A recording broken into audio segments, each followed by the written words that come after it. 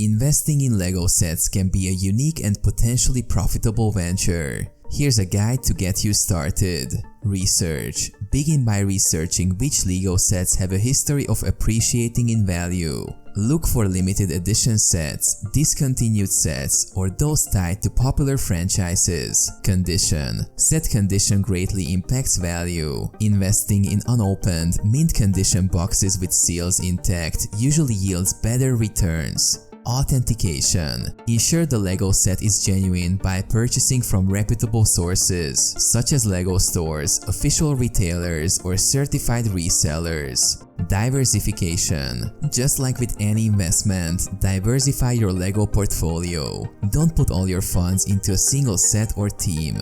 Storage. Proper storage is essential to maintain the set's value. Keep sets in a cool, dry place, away from direct sunlight and moisture.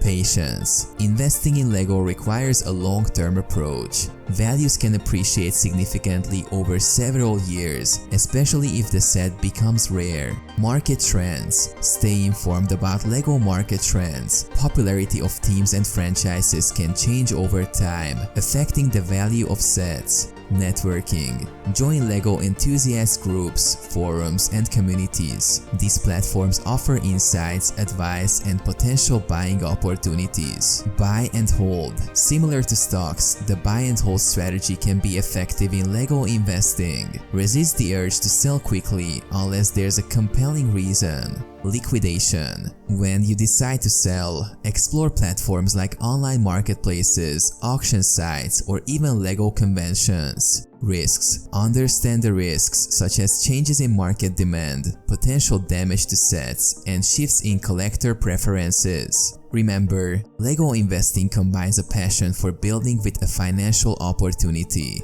While it can be enjoyable and potentially profitable, there's no guarantee of returns, so it's important to approach it with careful consideration and research.